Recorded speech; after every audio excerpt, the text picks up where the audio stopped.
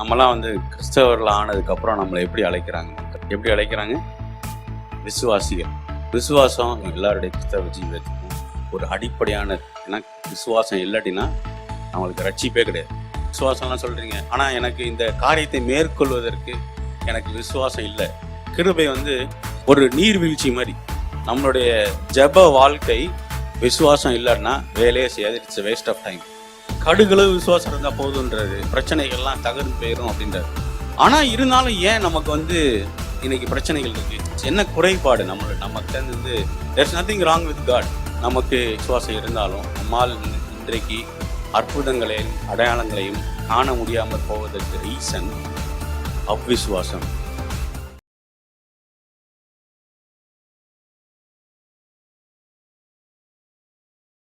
கர்த்தருடைய பரிசுத்த நாமத்துக்கு ஸ்தோத்திரம். இங்கே வந்திருக்கிற எல்லாரையும் கர்த்தருடைய நாமத்தினாலே நான் ஆசீர்வதிக்கிறேன். இந்த நேரத்துலையும் இன்டர்நெட் வழியாக ஆன்லைன்லையும் எங்களோட சேர்ந்திருக்கிற எல்லோரையும் நான் ஆசீர்வதிக்கிறேன். என்னுடைய வாழ்த்துக்களை தெரிவித்துக் கொள்கிறேன். இந்த வார சேமனுக்குள்ளே போகிறதுக்கு முன்பதாக ஒரு ஜெபத்தை ஏறெடுத்து நாம் இந்த நாளில் கடந்து செல்வோம். கண்களை மூடுவோம், ஜெபிப்போம். ஸ்தோத்திர ஆண்டவரே, thank you Lord, thank you Jesus, thank you Holy Spirit. பரலோகத்தின் நல்ல பிதாவே, குமாரனாகிய இயேசு நாமத்தினாலே ஆண்டவரே, இந்த காலை வேலை இந்த மாலை வேலையிலே ஆண்டவரே உங்கள் சமூகத்தில் நிற்கிறோம் தகப்பனே. இந்த சபை கூடுதல் நேரத்திலையும் ஆண்டவரே நீர் உங்களுடைய பிரசன்னத்துக்காக ஆண்டவரே நீர் இருக்கிறதற்கான நன்றி தகப்பனே. ஆண்டவரே பரிசுத்த ஆவியானவர் வல்லமையாய் ஆண்டவரே ஆராதனை வேலையை கிரியை செய்தது போல ஆண்டவரே இந்த வேலையிலும் என் மூலமாய் என்னுடைய ஆண்டவரே இந்த வார்த்தையின் மூலமாய் உங்களுடைய வார்த்தையின் மூலமாய் ஆண்டவரே நீ கிரியை செய்ய முடியாது நான் ஜெபிக்கிறேன் தகப்பனே. ஆண்டவரே எங்களுடைய மனக்கண்களை நீர் திறந்து விடுகிறீர். ஆண்டவரே நாங்கள் உங்களுடைய வேதத்தின் அதிசயங்களை காணும்படியாய் ஆண்டவரே அப்படி நடக்க ஆண்டவர் நீ கிருபை செய்கிற தயவுக்கான நன்றி தகப்பனே. பரிசுத்த ஆவியானவர் சகல சத்தியத்துக்குள்ள எங்களை வழி நடத்துகிறீர், அதற்கான நன்றி தகப்பனே. தேவரீர் உமக்கு ஸ்தோத்திரம் தகப்பனே. வேதத்தின் அதிசயங்களை ஆண்டவரே ஆழங்களை காணும்படியாய் எங்கள் கண்களை நீ விரிவாய் திறக்க முடியாது நான் ஜெபிக்கிறேன் தகப்பனே. உதவி செய்கிறீர், அதற்கான நன்றி. செய்தபடினால் நன்றி. இயேசுவின் நாமத்தில் பிதாவே, ஆமீன், ஆமீன். ஓகே, இன்னைக்கு ரொம்ப ஒரு ஃபவுண்டேஷனலான ஒரு சத்தியம் தான் நம்ம பார்க்க போகிறோம்.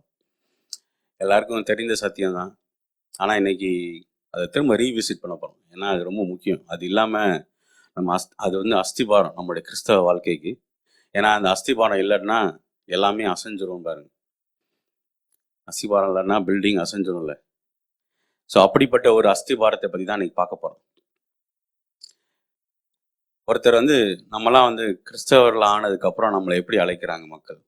நம்மளை எப்படி அழைத்து கொள்கிறோம் நம்ம கிறிஸ்தவர்கள் ஆனதுக்கப்புறம்? சொல்லுங்க யாராவது. ரொம்ப அமைதியாக இருக்கு இந்த சபை.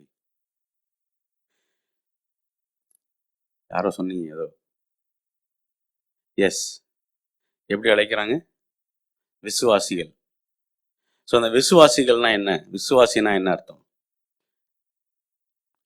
விசுவாசத்தை உடையவன் இல்லைன்னா உடையவள், கரெக்டா? ஸோ இந்த விசுவாசத்தை பற்றி தான் நாம் இன்னைக்கு பார்க்க போகிறோம் பாருங்க. இந்த விசுவாசம் எல்லாருடைய கிறிஸ்தவ ஜீவியத்துக்கும் ஒரு அடிப்படையான, ஏன்னா விசுவாசம் இல்லாட்டினா நம்மளுக்கு ரட்சிப்பே கிடையாது. விசுவாசம் இல்லைன்னா நம்மளுக்கு கிறிஸ்தவ ஜீவியமே கிடையாது. நம்மளும் மற்ற உலகத்தார் மாதிரி தான் ஆக்சுவலாக. ஏன்னா அந்த விசுவாசம் அவ்வளோ முக்கியம். ஆமேன். ஒரே ஒரு வசனம் வாசிப்போம். எல்லாருக்கும் தெரிந்த வசனங்கள் தான் இன்னைக்கு வாசிக்க போகிறோம். பட் ஆனால் இன்னைக்கு கொஞ்சம் வித்தியாசம் பார்ப்போம். அதை எபிரேயர் 11:1. எபிரேயர் 11:1. விசுவாசமானது நம்பப்படுகிறவைகளின் உறுதியும் காணப்படாதவைகளின் நிச்சயமுமாய் இருக்கிறது. ஆமேன். விசுவாசம் என்னவா? நம்பப்படுகிறவைகளின் உறுதி, காணப்படாதவைகளின் நிச்சயம். ஆமேன். ஸோ நம்ம நிறைய நேரம் விசுவாசம் நம்ம சபைகளில் கேள்விப்படுறது இல்லை, மற்றவங்க இந்த கிறிஸ்தவ வட்டாரங்களை சொல்றது வெறும் ரட்சிப்போடு நிப்பாட்டிடுறோம் பாருங்க. விசுவாசிக்கிறோம் அப்படின்னா ஓகே, நான் மெய்யான தேவனை விசுவாசிக்கிறேன், அவர் தான் மெய்யான தேவன் அப்படின்றத நான் விசுவாசிக்கிறேன் அப்படின்னு சொல்றாங்க. ஆனா வேதம் அதுல மாத்திரம் நின்றுல. It doesn't stop there. அதுக்கு அடுத்து தொடர்ந்து இருக்கு, நிறைய காரியங்கள் இருக்கு.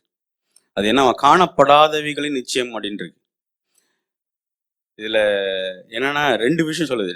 Faith is the substance of things and the evidence of things. So என்னவா? திங்ஸ். ஸோ பல காரியங்கள் காணப்படாதவைகளின் நிச்சயம், நம்பப்படுகிறவைகளின் உறுதி. இதை ஈஸியாக அண்டர்ஸ்டாண்ட் பண்ணிக்கிறதுக்கு நான் ஒரு எக்ஸாம்பிள், ஒரு எடுத்துக்காட்டு ஒன்று சொல்கிறேன் நான். அப்படின்னா கொஞ்சம் டக்குன்னு புரியும் பாருங்க நம்மளுக்கு. இது வந்து எந்த ஒரு காரியத்துக்கும் நம்ம இதை அப்ளை பண்ணலாம் பாருங்க. விசுவாசம், எல்லாத்துக்கும் நம்மளுக்கு விசுவாசம் தேவை. நம்மளுடைய கிறிஸ்தவ வாழ்க்கையில அன்றாட ஜீவியத்திற்கு நமக்கு விசுவாசம் தேவை. ஓகே, அது என்ன ஒரு எக்ஸாம்பிள் அப்படின்னா, ஒருத்தர் வந்து ஒரு பாலைவன வழியா நடந்து போயிட்டு இருக்கிறார். பாலைவனம், டெசர்ட். டெசர்ட் வழியா நடந்து போயிட்டு இருக்கிறாரு. ரொம்ப தூரம் நடந்து போறாரு, கிலோமீட்டர் கணக்காக நடந்து போயிட்டு இருக்கிறாரு. அவருக்கு வச்சிருந்த தண்ணியெல்லாம் காலியாக போயிடுச்சு ரொம்ப நேரத்துக்கு முன்னாடி. ஆனால் அவருக்கு வந்து பயங்கரமாக தாகம் எடுக்குது. அப்போ அவர் என்ன செய்கிறாரு, அப்போ இன்னும் நடந்து போயிட்டே இருக்கிற ஏதாவது தண்ணி கிடைக்குமா அப்படின்னு பார்க்குறாரு. அப்போ கொஞ்சம் தூரத்தில் வந்து ஒரு ஒரு இடம் தெரியுது. அங்கே ஏதோ கண்ணுக்கு படுது அவருக்கு. சுற்றி மண்ணு தான் இருக்குது, ஆனால் நடுவில் ஒரே ஒரு விஷயம் மட்டும் அவர் கண்ணுக்கு படுது பாருங்க. ஸோ அது என்ன ஆகுதுன்னா, நம்ம ஊரில் முன்னாடி எத்தனை பேர் பார்த்துருக்கீங்க, இதில் அடி பம்ப் இருக்கும். எல்லாருக்கும் யார் யாருக்கு தெரியும் அடி பம்ப்? ஓகே, ஸோ அந்த அடி பம்ப் வந்து ஒன்று இருக்குங்க. அடி பம்ப் ஒன்று இருக்குது. பக்கத்துலேயே ஒரு சொம்பு, ஒரு சின்ன மக்கில் தண்ணி இருக்குது. அதே மாதிரி பக்கத்தில் வந்து ஒரு போர்டில் ஒரு இன்ஸ்ட்ரக்ஷன் இருக்குது. அந்த இன்ஸ்ட்ரக்ஷன்ஸ் என்னவா, இந்த தண்ணி எடுத்து இந்த அடி பம்பில் ஊற்றுனீங்கன்னா அன்லிமிட்டெட் வாட்டர் வரும், நீங்கள் எடுத்து நீங்கள் குடிச்சிக்கலாம் அப்படின்னு இருக்கு. எல்லாருக்கும் தெரியும், அடி பம்ப் யூஸ் பண்ணியிருக்கீங்க. டக்குன்னு அதுவும் வராது, நம்ம தண்ணி கொஞ்சம் ஊற்றுனதுக்கப்புறம் தான் அது பிக்கப் ஆகி வரும். ஸோ அந்த மாதிரி இன்ஸ்ட்ரக்ஷன்ஸ் போட்டிருக்காங்க. ஸோ அப்போ அவருக்கு வந்து தெர் இஸ் அன் ஆப்ஷன். ஒன்று, கையில் இருக்கிற அந்த மக்கு தண்ணி அப்படியே குடிச்சிடலாம், ஆனால் அது வெரி டெம்பரரி.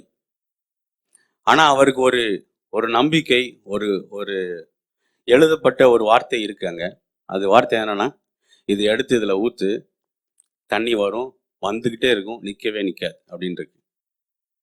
இதுதான் விசுவாசம் பாருங்க.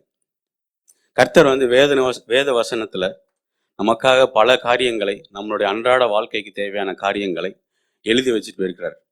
ஆமென். நிறைய வாக்குத்தத்தங்களை கொடுத்துட்டு போயிருக்கிறார். ஸோ நாம் வந்து இந்த உலகத்தில் நாம் காணுகிற காரியங்களை வைத்து நாம் நம்மளுடைய வாழ்க்கையை லீட் பண்ணிட்டு போயிடலாம். அந்த மக்கில் இருக்க தண்ணியை மட்டும் குடிச்சிட்டு அவன் போயிருக்கலாம். ஆனால் அவன் ரொம்ப தூரம் போக முடியாது. அவனுடைய பயணம் ரொம்ப ரொம்ப தூரம் இருக்காது பாருங்க. ஆனால் அவன் வந்து எப்போ அந்த தண்ணியை எடுத்து அந்த அடி பம்பில் ஊத்துறானோ, அந்த வார்த்தையின்படி அவன் ஊத்துறானோ, ஊத்துன உடனே அன்லிமிட்டெட் வாட்டர், எவர் லாஸ்டிங் லைஃப். அவன் வந்து மைல் கணக்காக நடக்கிறதுக்கு தேவையான தண்ணீர் அவனுக்கு கிடைக்கும். ஆமென். அந்த ஜீவன் அதில் இருக்கு. ஸோ இதுதான் விசுவாசம் பாருங்க. நம்முடைய வாழ்க்கையில் நாம் நடந்து போகிறதுக்கு தேவையான எல்லா காரியமும் அந்த விசுவாசத்தில் தான் இருக்கு. ஏன்னா அந்த விசுவாசம் ரொம்ப முக்கியம் பாருங்க. அந்த விசுவாசம் நம்மளுக்கு தெரியல, அந்த விசுவாசம் நம்மளுக்கு வந்து இல்லைன்னா நம்ம வந்து அதை ஆக்ட் பண்ணல அப்படின்னா இட் won't happen. அவர் என்னதான் வந்து வாக்குத்தத்தங்களை எடுத்து கொடுத்துட்டே இருந்தாலும் it won't manifest in our lives. ஆமென். நம்ம வாழ்க்கையில் அது நடக்கிறத நம்மளால பார்க்க முடியாது. அதனால தான் விசுவாசம் ரொம்ப முக்கியம் பாருங்க. அதே மாதிரி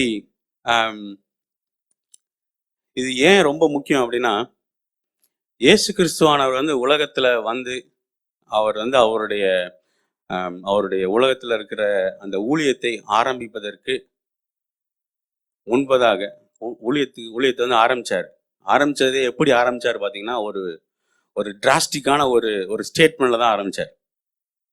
எல்லாருக்கும் தெரிஞ்ச ஸ்டேட்மெண்ட் தான். அவர் வந்து பிசாசால சோதிக்கப்பட்டதுக்கு அப்புறம் அவருடைய ஊழியத்தை ஆரம்பிக்கிறார். ஏன்னா அவர் தெரியும், இந்த காரியத்துல தான் நம்மளோட ஜனத்தோட ஃபவுண்டேஷனே இருக்கு, அவங்க வாழ்க்கையின் ஃபவுண்டேஷனே இருக்கு. மத்தேயு 4:17 அவர் வந்து பிசாசால சோதிக்கப்பட்டதுக்கு அப்புறம் அந்த ஊழியத்தை ஆரம்பிக்கிறார். வாசிப்போம் 4:17. அது முதல் இயேசு, மனம் திரும்புங்கள், பரலோக ராஜ்யம் சமீபத்திருக்கிறது என்று பிரசங்கிக்க தொடங்கினார். ஆமென். இந்த ஸ்டேட்மெண்ட்ல தான் அவர் வந்து அவருடைய ஊழியத்தை ஆரம்பிக்கிறார். இந்த ஸ்டேட்மெண்ட் ரொம்ப முக்கியம் பாருங்க. இந்த ஸ்டேட்மெண்ட் வந்து நம்ம வி கேனாட் ஜஸ்ட் கோ, அது வந்து பைபாஸ் பண்ணிட்டு போயிட முடியாது. ஏன்னா பரலோக ராஜ்யம் சமீபத்திருக்கிறதுன்னு ஆரம்பிக்கிறாரு. அதுக்கு முன்னாடி ஒன்று சொல்றாரு, மனம் திரும்புங்கள். இது ஆங்கிலத்தில் வந்து repent for the kingdom of heaven is at hand அப்படின்றது. ஸோ இது நம்ம கிறிஸ்தவ வட்டாரங்களில் இல்லை சபைகள் எப்படி போச்சிட்டாங்கன்னா, உன்னுடைய பாவத்தெல்லாம் நீ அறிக்கை செய், அப்பதான் வந்து உனக்கு பரலோக ராஜ்யத்துக்குள்ள நுழைய முடியும்னு சொல்லி கொடுத்துட்டாங்க. ஆனா இதுக்கு அது அர்த்தம் இல்லை பாருங்க. ரிப்பன்ட்ன்ற வார்த்தை நான் வந்து இது மற்ற டிரான்ஸ்லேஷன் எல்லாத்தையும் எடுத்து பார்க்குறேன். நான் எடுத்து பார்த்தோன்னா கிரீக்ல அழகா போட்டிருக்கு, it comes from the word metanoia. Metanoia அப்படின்னு சொல்லிட்டு தான் அவர் kingdom of heaven is at ஹேண்ட்ன்றார். மெட்டனோயா அப்படின்னா என்னவா, அந்த ரோமர் 12:2 இருக்கிற அதே பதம் தான் இங்கே யூஸ் பண்ணப்பட்டிருக்கு பாருங்க. உங்களுடைய மனதை மாற்றுங்கள்ன்றார். உங்கள் மன மாற்றம் ஏற்பட வேண்டும். இந்நாள் வரைக்கும் நீங்க உலகத்தின் காரியங்களை பார்த்து கொண்டிருந்தீங்க, இனிமேல் பரலோகத்தின் காரியங்களை நீங்கள் பார்க்க வேண்டும் அப்படின்றார். Change direction of your mind. நீங்க வந்து இவ்வளவு நாள் வந்து நீங்க உலகத்தின் காரியங்களை பார்த்துட்டு இருந்தீங்க. இதுக்கப்புறம் வேதத்துல என்ன சொல்லியிருக்கு, இல்லை நான் என்ன சொல்லியிருக்கிறேன், நான் என்ன சொல்லுகிறேன், அந்த காரியங்களை தொடர்ந்து பாருங்கள் அப்படின்றதுல தான் ஆரம்பிக்கிறார். அப்பதான் பரலோக ராஜ்யத்துக்குள்ள நம்மளால நுழைய முடியும். இல்லைன்னா பரலோக ராஜ்யத்தை நம்ம விசுவாசிக்கவே முடியாது. ஆமென். ஸோ இந்த ஃபவுண்டேஷன் வந்து ரொம்ப முக்கியம் பாருங்க. நம்மளுடைய மனதில் தான், அதாவது நம்மளோட பிரெயின், நம்மளுடைய மூளை, இந்த மைண்டில் தான் எல்லாமே இருக்கு. You need to start teaching your mind to change direction. Okay, இன்னையிலிருந்து நான் இந்த உலகத்தின் காரியங்களை பார்க்க மாட்டேன். வேதத்தில் அந்த அடிபம்பு இருக்கிறவன்ட்ட எழுதி வச்சிருந்தது பார்த்தீங்களா, எடுத்து மடக்கு நான் குடிச்சிட மாட்டேன் இருக்கிறத. ஆனால் வேதம் என்ன சொல்லியிருக்கிறதோ அதை படி நான் செய்ய போகிறேன். ரிசல்ட் அவுட்புட் எப்படி இருக்க போது, it is going to be life for everlasting life. லைஃப்னா நான் வெறும் வந்து உயிரோடு இருக்கிறது மாத்திரம் சொல்லலை. It is life in everything. செய்கிற காரியங்களில் செழிப்பு, மற்றும் உள்ள எல்லா காரியத்திலையும் செழிப்பு. ஆமென்.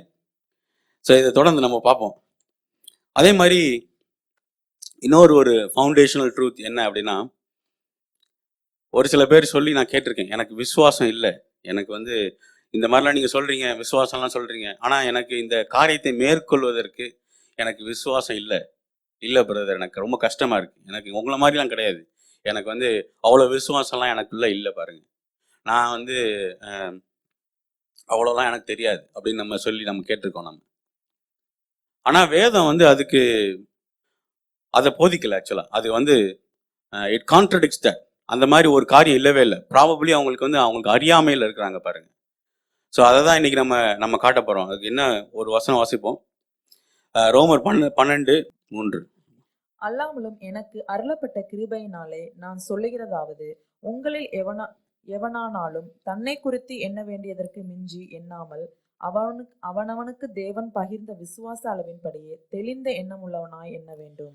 ஆமென். இதுல முக்கியமான வார்த்தைகள் நோட் பண்ண வேண்டியது, அவனவனுக்கு தேவன் பகிர்ந்த விசுவாச அளவின்படியே. எவ்ரி ஒன், ரட்சிக்கப்பட்ட எல்லாருக்கும் விசுவாசம் ஒரு அளவு கொடுக்கப்பட்டிருக்கிறது. ஆமென். எல்லாருக்கும் விசுவாச அளவு உண்டு, எல்லாருக்கும் விசுவாசம் இருக்கு. யாரும் எனக்கு விசுவாசம் இல்லை அப்படின்னு சொல்லவே முடியாது பாருங்க. அப்படி சொல்றவங்க வந்து இந்த வசனத்தை திரும்ப திரும்ப தியானிக்கணும். ஏன்னா எல்லாருக்குள்ளேயும் ரட்சிக்கப்பட்டீங்கனாலே there is a measure of faith inside you. நம்ம யாருமே அதை வந்து நிராகரிக்கவே முடியாது. அதே மாதிரி நம்ம வாழ்க்கையில வந்து அடுத்த காரியம் வந்து, நம்ம வாழ்க்கையில எல்லா காரியத்துக்குமே விசுவாசம் வேணும் பாருங்க. நம்மளுடைய ரட்சிப்பே விசுவாசத்தை தான் ஆரம்பிக்குது. நம்ம ரட்சிக்கப்படுறதே நம்ம விசுவாசிக்கிறதுனால தான் நம்ம வந்து ரட்சிக்கவே படுறோம். நம்ம இந்த வசனம் எபேசியர் 2:8-9. ஒரு சில வசனங்கள், நிறைய வசனம் வாசிக்க போறோம். கிருபையினாலே விசுவாசத்தை கொண்டு ரட்சிக்கப்பட்டீர்கள். எப்படி ரட்சிக்கப்பட்டோம்? கிருபையினாலும் விசுவாசத்தை கொண்டு ரட்சிக்கப்பட்டோம். வாசிங்க சிஸ்டர். இது உங்களால் உண்டானதல்ல, இது தேவனுடைய ஈவு. It's a gift. தொடர்ந்து வாசிங்க. 9th. ஒருவரும் பெருமை பாராட்டாதபடிக்கு இது கிருபையினாலே உண்டானதல்ல. இது எதுவுமே பியூரா நம்ம ஏதோ சாதிச்சனால கிடையாது. ஸோ வந்து கிருபையினாலே 8வது வசனம், கிருபையினாலே விசுவாசத்தை கொண்டு ரட்சிக்கப்பட்டீர்கள். ஆமென். ஸோ கிருபை என்ன செய்யுது? கிருபை கொடுக்கிறது. It is always giving. கிருபை வந்து இட் இஸ் ஆல்வேஸ், அதை எப்பயுமே நான் எப்படி யோசிச்சுக்குவேன்னா, கிருபை வந்து ஒரு நீர்வீழ்ச்சி மாதிரி. நீங்கள் நீர்வீழ்ச்சிக்குள்ளே தான் எப்பயுமே இருக்கீங்க லைஃப்பில். It is showering on you all the time. அந்த கிருபை வந்து நம்ம மேலே அடித்து ஊற்றி போயிட்டே இருக்கு ஆக்சுவலாக. அந்த மாதிரி ஒரு காரியம் தான் கிருபை பாருங்க, grace of God. So the grace is always giving. ஆனால் எப்போ நாம் நம்மளுடைய விசுவாசத்தை கொண்டு நாம் வந்து அந்த கிருபையை நம்ம பெற்றுக்கொள்கிறோமோ அப்போ வந்து ரட்சிக்கப்படுறோம் பாருங்க. இந்த ரட்சிப்பு நடக்குது. ஆமென். இது நம்மளால உண்டானதில்லை, இது வந்து அவர் கொடுக்குற பியூர் கிஃப்ட் அது. அதே மாதிரி நம்மளுடைய சுய உழைப்புனாலோ எதுனாலே கிடையாது. இது நாம ஏதோ 10 நாள் தொடர்ந்து ஜெபம் பண்ணனால நடக்க போறதில்லை. அதே மாதிரி உபவாசம் பண்றதுனால நடக்க போறதில்லை. இது அவருடைய பியூர் கிஃப்ட். ஆமென். அடுத்த காரியம், நம்மளுடைய ஜெப வாழ்க்கை விசுவாசம் இல்லைன்னா வேலையே செய்யாது. It's waste of time. பிளண்டா சொல்றேன் நான். நம்மளுடைய ஜெப வாழ்க்கை விசுவாசம் இல்லை என்றால் அதுக்கு வந்து வேலையே கிடையாது. அதுக்கு நீங்க வேற ஏதாவது வேலை பார்த்துட்டு போயிடலாம். ஏன்னா விசுவாசம் இல்லாம கடமைக்கு நாம் வந்து ஜெபம் பண்ணுறதுல வந்து ஒரு பிரயோஜனம் கிடையாது. There is no fire power in that. அதில் ஆவியானவர் இல்லை, அதில் வந்து எதுவுமே கிடையாது. ஆமென். ஒரே ஒரு வசனம் வாசிப்போம், மத்தேயு 21:22. இது விண்ணப்பத்தின் ஜெபத்தை பற்றி இங்கே சொல்லியிருக்கு. மேலும் நீங்கள் விசுவாசம் உள்ளவர்களாய் ஜெபத்திலே எவைகளை கேட்பீர்களோ அவைகளை எல்லாம் பெறுவீர்கள் என்றார். எப்படி ஜெபத்தில் கேட்கணுமா? விசுவாசம் உள்ளவர்களாய். விசுவாசம் இல்லாட்டினா there is no prayer. The prayer won't work. Simply put, நம்ம எவ்வளோ மணி நேரம் ஜபிக்கலாம், எவ்வளோ மணி நேரம் வந்து தூங்காமல் இருக்கலாம், எவ்வளோ மணி நேரம் நம்ம சேர்ந்து வந்து பேசிக்கிட்டே இருக்கலாம். அதுக்கு அது அப்படிதான் சொல்லணும்னு நினைக்கிறேன். ஏன்னா அது தவிர வேற அது ஜபம்ன்றதுக்கு வந்து there is no other definition. So விசுவாசம் இல்லாட்டினா there is no prayer. There is no point in prayer. ஏன்னா சும்மா சவத்தை பார்த்து சும்மா பேசிக்கிட்டே இருக்கிற மாதிரி தான் அதுக்கு அர்த்தம். ஆமென். அடுத்தது ஒரு இது மட்டும் வாசிப்போம். யாக்கோபு 1:5 வாசிப்போம். ஞானம் எப்படி வருதான் வாசிப்போம். உங்களில் ஒருவன் ஞானத்திற்கு குறைவுள்ளவனாயிருந்தால் யாவருக்கும் சம்பூர்ணமாய் கொடுக்கிறவரும் ஒருவரையும் கடிந்து கொள்ளாதவரும் ஆகிய தேவனிடத்தில் கேட்க கடவன், அப்பொழுது அவனுக்கு கொடுக்கப்படும். இந்த வசனம் எல்லாம் கேட்டிருக்கோம். ப்ரேயர் பண்ணும்போது நம்ம பசங்களுக்குலாம் சொல்லி கொடுத்துருக்கோம். நம்மளுக்கு வந்து ஞானத்தில் நீ குறைவாக இருந்தீங்கன்னாப்பா நீ வந்து ask in prayer, you will get it. ஆனால் அதுக்கு ஒரு கண்டிஷன் இருக்கு பாருங்க. ஏன்னா அந்த அந்த காரியம் இல்லை அப்படின்னா அந்த 6வது வசனம் வாசிப்போம். அந்த கண்டிஷன் என்ன அப்படின்னா, ஆனாலும் அவன் எவ்வளவாகிலும் சந்தேகப்படாமல் விசுவாசத்தோட கேட்க கடவன். சந்தேகப்படுகிறவன் காற்றினால் அடிபட்டு அலைகிற கடலின் அலைக்கு ஒப்பாயிருக்கிறான். ஆமென். ஸோ விசுவாசத்தை கொண்டு தான் நம்ம வந்து அந்த புத்தி ஞானத்தை நாம கேட்க முடியும். விசுவாசம் இல்லாமல் ஞானமும் புத்தியும் நம்ம கேட்கறதுக்கு திரும்ப அகைன் ப்ரேயரில் கேட்கலாம். ஆனால் ப்ரேயரில் யூ நீட் ஃபெய்த். அந்த ஃபெய்த் இல்லாமல் நம்ம கேட்கவே முடியாது பாருங்க. ஆமென். அடுத்து இன்னும் நிறைய வசனங்கள் இருக்கு, இதெல்லாம் வீட்டில் போய் வாசிச்சு பாருங்க. விசுவாசம் இல்லாமல் தேவனுக்கு பிரியமா இருப்பது கூடாத காரியம். அவரை வந்து பிரியப்படுத்தவே முடியாது பாருங்க. எபிரேயர் 11:6. எஸ். அதுக்கப்புறம் வந்து இந்த நம்ம வாழ்க்கையில் இருக்கிற மலைகளை தகர்ப்பதற்கு விசுவாசம் கண்டிப்பா தேவை. எல்லாருக்கும் தெரிந்த வசனம் மார்க் 11:22-24 முடிய. ஸோ இந்த வசனங்கள்லாம் வந்து விசுவாசத்தோட இம்பார்ட்டன்ஸ், இந்த காரியங்கள்லாம் வந்து it is the most foundational part in our Christian life. இதில் நீங்கள் விசுவாசத்தை எடுத்துட்டீங்க அப்படின்னா நம்முடைய லைஃப்க்கும் இந்த உலகத்தில் இருக்கிற ஒருத்தனுக்கும் ஒன்றும் டிஃப்ரென்ஸே கிடையாது. ரொம்ப ஹார்ஷாக இருக்கிற மாதிரி இருக்கலாம், பட் ஆனால் அப்படிதான். அதுதான். ஏன்னா அந்த விசுவாசம் தான் it is the dividing factor நமக்கும் அவங்களுக்கும். ஆமென். ஸோ இப்போ வந்து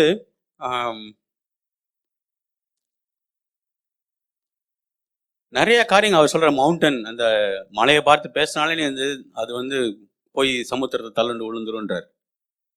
ஸோ இவ்வளோ தூரத்துக்கு பவர்ஃபுல்லான ஒரு விசுவாசம் நமக்குள்ள இருக்கு. அதுபோக எல்லாருக்கும் ஒரு மெஷர் ஆஃப் ஃபெய்த் கொடுத்துருக்காரு. கடுகளவு விசுவாசம் இருந்தால் போதுன்றாரு. இருந்தாலே வந்து உங்களுக்கு வந்து உங்களுடைய மலைகளும் எல்லாமே வந்து ஒளிந்து போயிடும், அவங்க முன்னாடி இருக்கிற பிரச்சனைகள்லாம் தகர்ந்து போயிடும் அப்படின்றாரு. ஆனால் இருந்தாலும் ஏன் நமக்கு வந்து இன்னைக்கு பிரச்சனைகள் இருக்கு?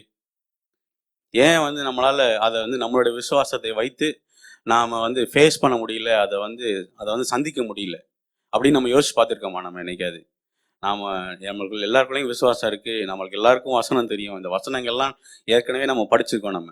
ஆனாலும் நம்மளுடைய வாழ்க்கைன்னு வரும்போது அந்த வாழ்க்கையில இந்த விசுவாசத்தை கொண்டு நாம ஜெயிக்க முடியாத காரியங்கள் நிறைய இருக்கா இல்லையா? ஆமென். எஸ். ஆனா வந்து இதுக்கு வேதத்துல வந்து there is a solution. இந்த நமக்குண்டான விசுவாசம், நமக்குள்ள இருக்கிற விசுவாசத்தை கொண்டு நம்மளுடைய வாழ்க்கையில நடக்கிற காரியங்களை, பிரச்சனைகளை சந்திக்க மேற்கொள்ள நம்மால் கூடும். ஏன்னா அதுக்கு சொல்யூஷனை வந்து வேதத்துல அவர் வார்த்தையில வைத்து கொண்டு தான் போயிருக்கிறார். ஆமேன். இன்னைக்கு நம்மளால வந்து அடையாளங்கள், அற்புதங்கள் நிறைய நம்ம காண முடியாததுக்கு ரீசன் வந்து விசுவாச குறைச்சினாலயா? Is it because of there is no faith in Christian people? சொல்லுங்க, ஆமாவா இல்லையா? ஏன்னா இது முக்கியமான கொஸ்டின் பாருங்க. நம்ம எல்லாரும் விசுவாசிகள் நம்ம சொல்லிக்கிறோம் நம்ம. ஆனா நம்ம விசுவாசிகளால் நடக்கும் அடையாளங்கள் ஆவன அப்படின்னு நம்ம பைபிள்ல இருக்கிற நிறைய காரியத்தை நம்ம பார்க்கறதே கிடையாது. ஆமென். ஸோ அப்போனா என்ன குறைபாடு நம்மகிட்ட இருந்து? there's nothing wrong with God. அவர் ஏற்கனவே செய்து முடிச்சுட்டு போயிருக்கிறாரு, வார்த்தைகளை கொடுத்துட்டு போயிருக்கிறாரு. there is something lacking in us. என்னன்னு யாருக்கா தெரியுமா? யாருக்காது? எனிஒன்? எனக்கு கர்த்தர் வந்து வெளிப்படுத்தினதை நான் இன்னைக்கு ஷேர் பண்ண போறேன். ஏன்னா இது ரொம்ப முக்கியம் நான் நினைக்கிறேன். நம்ம எல்லாரும் இதுல வந்து இதை அறிந்து கொள்வதில் ரொம்ப ரொம்ப முக்கியமா இருக்கும். இது வந்து ரொம்ப முக்கியம் நான் நினைக்கிறேன்.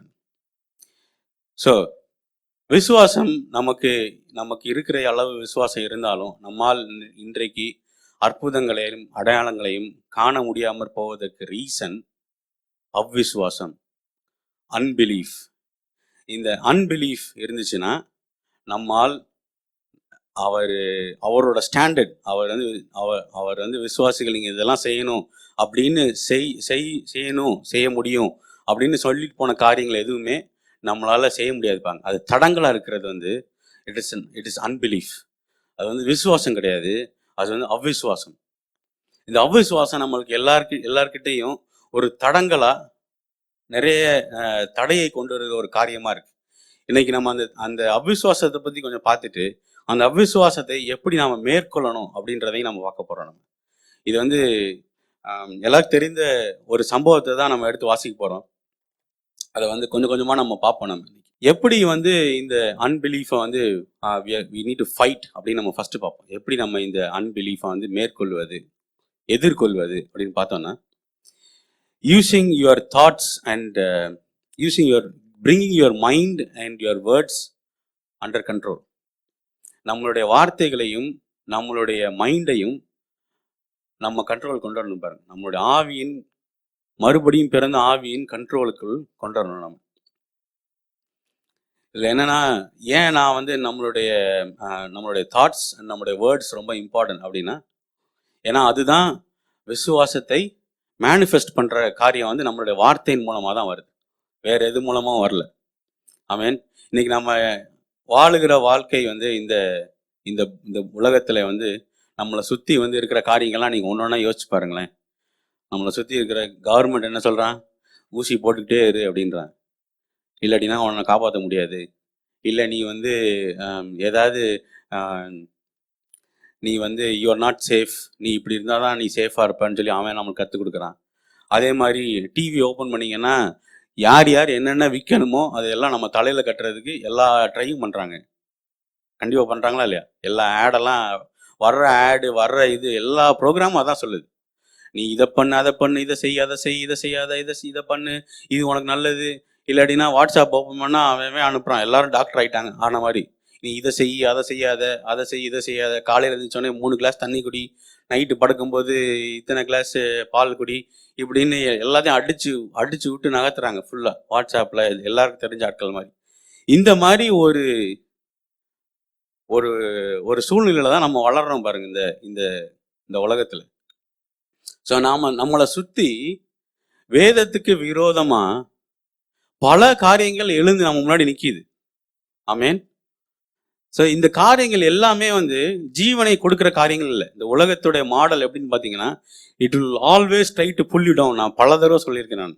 It won't try to pull you up, push you up. அது எப்பயுமே உங்களை வந்து அமுக்கி வைக்க தான் பார்க்கும். யாரு சொன்னாலுமே பாருங்களேன், நம்மளோட சொந்தக்காரங்களா இருந்தாலும் சரி, நம்மளுடைய நண்பர்களா இருந்தாலும் சரி, நம்முடைய வேலை ஸ்தலங்களா இருக்கிற ஆட்களா இருந்தாலும் சரி, அதே மாதிரி இந்த உலகத்துல காணுகிற காரியங்கள் எல்லாமே, டிவி, மீடியா, கவர்மெண்ட், நம்மளுடைய மொபைல் டிவைசஸ்ல வர்ற மெசேஜஸ் எல்லாமே it will try to pull you down. It won't promote growth or give life in you. அதுல ஜீவன் கிடையாது, அதுல சாவு மாத்திரமே. ஆமென். ஸோ இந்த காரியங்கள்லாம் வந்து ஏன் ஏன் நாம கேட்குறப்ப வந்து நம்ம வந்து ரொம்ப கேர்ஃபுல்லாக இருக்கணும். நம்ம அதை எதிர்த்து சண்டை போடணும் பாருங்க. டிவியில் வரதை நம்ம கேட்குறோன்னு வச்சுக்கோங்களேன். இந்த மாதிரி ஒரு பேண்டமிக் திரும்ப வரப்போகுது, இல்லைன்னா வந்து இதெல்லாம் வந்து உங்களை ஆட்கொள்ள போகுது அப்படின்னா நம்ம அப்படியே எடுத்து நம்ம மண்டைக்குள்ள நம்ம அப்படியே உள்ளே இறக்கிடுறோம் பாருங்க. ஏன்னா அது வந்து உள்ளே இறங்குறது நம்ம வந்து அவிசுவாசத்தை பொறுக்கி பொறுக்கி நம்ம வந்து உள்ளே வச்சுக்கிறோம் நம்ம. ஆமென். இது இது அதனால தான் இதை வந்து நம்ம கன்ஃபரண்ட் பண்ணணும் பாருங்க. இதை வந்து டிவியில் பேசும்போது இயேசு நாமத்தினால நான் அதை சபிக்கிறேன், அதுக்கும் எனக்கும் சம்பந்தமே கிடையாது, எங்கள் வீட்டு எல்லைக்குள்ளே அதால் வரவே முடியாது, இயேசு நாமத்தினால அப்பாலே போ அப்படின்னு சொல்லி அப்போவே கண்டம் பண்ணி தள்ளி விட்டுருணும். அதை உள்ள நம்ம வீட்டுக்கு நம்ம குடும்பத்துக்குள்ளே எடுத்துகிட்டு வந்தோம்னா நம்ம குடும்பத்துக்குள்ள சண்டை, நம்ம குடும்பத்துக்குள்ள சமாதானமின்மை, எல்லா காரியமும் உள்ளவர், நோய் நொடி எல்லாமே உள்ளவர். நமக்கு வந்து தேவன் கொடுத்திருக்கிற பொக்கிஷம் இந்த வார்த்தை. இந்த வார்த்தையை படி தான் நம்ம வாழ போறோம். நம்ம இதுதான் வந்து விசுவாசத்தை மேனிஃபெஸ்ட் பண்ற காரியம். இந்த உலகத்தின் காரியங்கள் எதுவுமே மேனிஃபெஸ்ட் பண்ணாது ஜீவனை. ஆமென். ஒரே ஒரு வசனம் பார்ப்போம். மத்தேயு 6:31 33. இது யாரும் இங்கிலீஷ்ல வாசிச்சீங்கன்னா நல்லா இருக்கும். மத்தேயு 6:31 முதல் 33 முடிய. 31 மட்டும் கூட வாசிங்க. Therefore, do not worry or be anxious, saying, what are we going to eat, or what are we going to drink, or what are we going to wear? அந்த ஃபர்ஸ்ட் லைன் மட்டும் நான் திரும்ப வாசிக்கிறேன். Therefore we do not worry. என்ன வார்த்தை போட்டிருக்கு? Therefore do not worry, saying. எல்லாம் சத்தமா சொல்லுங்க, saying. தமிழ்ல அது நல்லா வரல ஆக்சுவலா. எண்ணத்தை உண்போம், எண்ணத்தை குடிப்போம், எண்ணத்தை உடுப்போம் என்று கவலைப்படாதீங்கன்னு சொல்லிட்டாங்க. ஆனா அது எப்படி கவலைப்படுறோமா? அதை சொல்லி கவலைப்படுறோமா? Therefore do not worry, saying. எப்படி ஒரி வருது? நம்ம பேசும்போது வருது. ஆமென். இதுலதான் வந்து கர்த்தர் ரொம்ப கேர்ஃபுல்லா இருக்காரு பாருங்க. Do not worry, saying. அந்த பேசுறது ரொம்ப ரொம்ப முக்கியம். ஏன்னா நம்ம பேசுறத வந்து நம்ம ஸ்டாப் பண்ணிட்டோம் அப்படின்னா நமக்குள்ள வந்து கவலை இருக்கு. கவலை வந்து இந்த நம்ம பூமியில இருக்கிற வரைக்கும் நம்மளுக்கு பிரச்சனைகள் இருக்க தான் செய்யுது. There is no doubt about it. ஆனா அந்த பிரச்சனையை எடுத்து நாம பேசுறோம் பாத்தீங்களா? இப்போ உலகத்தோட மெத்தட் நான் ஒன்று சொல்றேன். நம்மலாம் நம்மளுக்கு தெரிஞ்ச ஒருத்தவங்கள்ட்ட போய் நம்ம உள்ளத்துல இருக்கிற காரியங்கள் எல்லாம் கொட்டிட்டோம்னா, பேசிட்டோம்னா சமாதானமா இருக்கும்னு நம்ம நினைக்கிறோம். ஆனா அது தீர்வு கிடையாது. அது வேதத்தின்படி தீர்வு கிடையாது. நம்மளுடைய பிரச்சனைகள்லாம் கொட்டிட்டோம், பேசுறோம் அப்படின்னா you are starting to plant that. நம்ம வந்து அதை வந்து விதைக்கிறோம் பாருங்க. நம்மளுடைய கவலைகளை விதைக்கிறோம். Therefore do not worry, saying. Amen. So எண்ணத்தை உடுப்போம், எண்ணத்தை குடிப்போம், எண்ணத்தை உடுப்போம், எண்ணத்தை உண்போம், இந்த காரியத்தெல்லாம் நாம வந்து நட்டு வைக்கிறோம் நம்மளுடைய இருதயத்துல. ஓகே, இந்த மாதிரி கவலை வந்து கொஞ்சம் கொஞ்சமா வந்து அது நட்டு வச்சு அது தண்ணி ஊத்திக்கிட்டே இருக்கணும். நம்ம பேச பேச அது கொஞ்ச நாள்ல பெரிய மரமா வளர்ந்து நிக்குது நமக்கு. அப்புறம் அதை கட் பண்றதுன்றது ஹோலி ஸ்பிரிட்டோட ஹெல்ப் கண்டிப்பா வேணும்னு நினைக்கிறேன் அந்த டைம்ல. ஏன்னா அவ்வளவு பெருசா வளர்ந்தது அது. ஆமென். ஸோ நம்ம அந்த எண்ணம் எப்போ மனசுல வருதோ, மைண்ட்ல வருதோ, அப்பவே ஸ்டாப் டாக்கிங் அபவுட் இட். அது அந்த வார்த்தையே நம்ம வெளில வரக்கூடாது பாருங்க.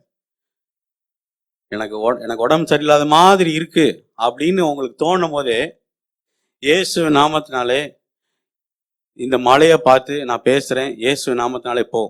இந்த தலைவலியை பார்த்து நான் பேசுறேன், இயேசு நாமத்தினாலே போ அப்படின்னு சொல்லிட்டீங்கன்னா முடிஞ்சது. அதை வந்து வேரோட அப்பவே கிள்ளி எடுத்து போட்டீங்க.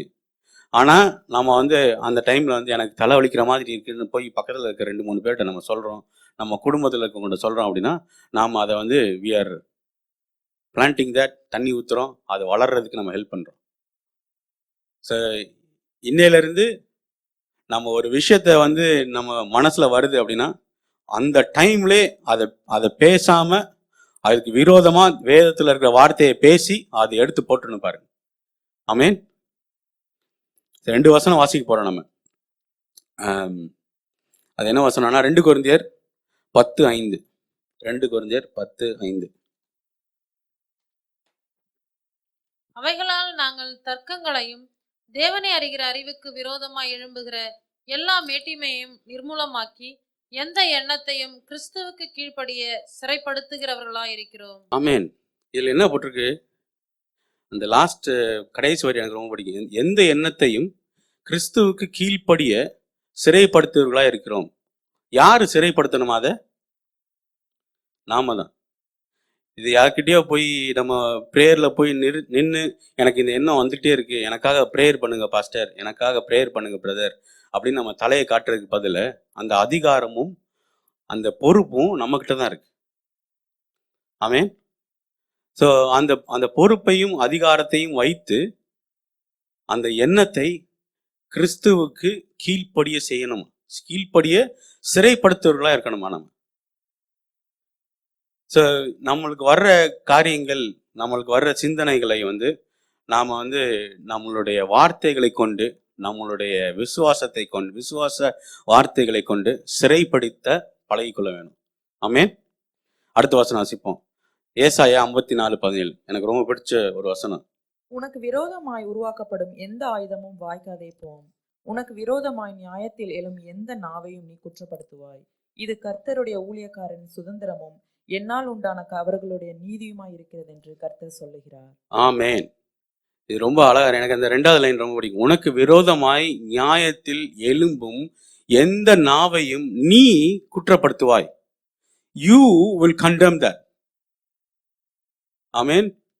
நீ தான் அதை கண்டெம் பண்ணுவ, நீ குற்றப்படுத்துவாய்.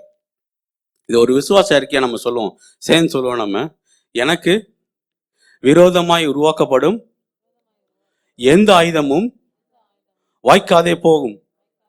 எனக்கு விரோதமாய் நியாயத்தில் எழும்பும் எந்த நாவையும் நான் குற்றப்படுத்துவேன்.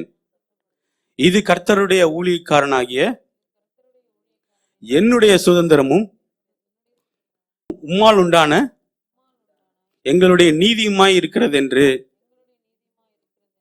கர்த்தர் சொல்லுகிறார். ஆமென். இதையும் நம்ம we should start to condemn things that's against us. நம்மளுக்கு விரோதமாய் எழும்புகிற எந்த நாவுன்னு இருக்கு, நம்மளுக்கு விரோதமா பேசுறாங்க, நம்மளுக்கு விரோதமா வருது அப்படின்னா, வெறும் நம்மளுக்கு விரோதமா பேசுற நம்ம இதை வாசிச்சோன்னா என்ன யோசிச்சிருவோம்னா, நம்மளுக்கு விரோதமா யாரோ ஒருத்தவங்க பேசுறாங்க, மறைவா இருந்து நம்மளுக்கு ஒரு 3வது ஆள் வழியா நம்மளுக்கு கேட்குது, தெரிய வருது நம்மளுக்கு விரோதமா அவங்க பேசிக்கிட்டே இருக்கிறாங்க அப்படின்ட்டு. நம்ம அந்த காரியத்தை மட்டும்தான் நம்ம யோசிச்சிடறோம் பாருங்க. ஆனா அது மாத்திரம் கிடையாது, அதுவும் நம்மளுக்கு விரோதமா எழுகிற நாவு தான், அதையும் நம்ம கண்டம் பண்ணணும். ஆனா தேவன் நாம் யார் என்றத என்பதற்கு விரோதமாய் வருகிற எல்லா நாவையும் நாம கண்டம் பண்ணணும் பாருங்க. கிறிஸ்துவுக்குள் நான் யார் என்கிறத அந்த அறிவோடு, நான் நீதிமான், என்னைய நீ குற்றப்படுத்த முடியாது, எனக்கு சுகம் என்னுடைய பிறப்புரிமை, எனக்கு பொருளாதார செழிப்பு என்னுடைய பிறப்புரிமை, என்னோட இன்ஹெரிட்டன்ஸ், அது நான் அதை ஒரு நாள் நான் விட்டு கொடுக்க மாட்டேன் அப்படின்னு வேதத்துல இருக்கிற காரியத்தை நான் அதற்கு விரோதமாய் பேசுகிற எந்த நாவையும் நாம் குற்றப்படுத்த வேணும். ஆமென். we should condemn, we should stop it in the name of Jesus. ஆமென். இது என்னவா? இது கர்த்தருடைய ஊழியக்காரரின் சுதந்திரம். This is a heritage of the servants of the Lord. இது ஒரு இன்ஹெரிட்டன்ஸ் பாரு, நம்மளுக்கு கொடுக்கப்பட்டிருக்கிற ஒரு பெரிய ஒரு அத்தாரிட்டி. இந்த காரியத்தை பல நேரம் நம்ம மறந்துடுறோம் நம்ம. ஆனா இது நம்ம எடுத்து அனுதினமும் நான் யூஸ் பண்ணணும். டிவி பார்க்கும் போதும் வேதத்துக்கு விரோதமா உங்களை பத்தி சொல்லுகிற காரியங்கள் வரும்போது இயேசு நாமத்தால கடிந்து அப்புறப்படுத்திக்கிட்டே இருங்க. கொஞ்ச நாள்ல நம்ம டிவி பார்க்கறதே விட்டுருவோம்னு நினைக்கிறேன். ஏன்னா அவ்வளோ காரியம் இருக்கு அதுல இருந்து. ஆமென்.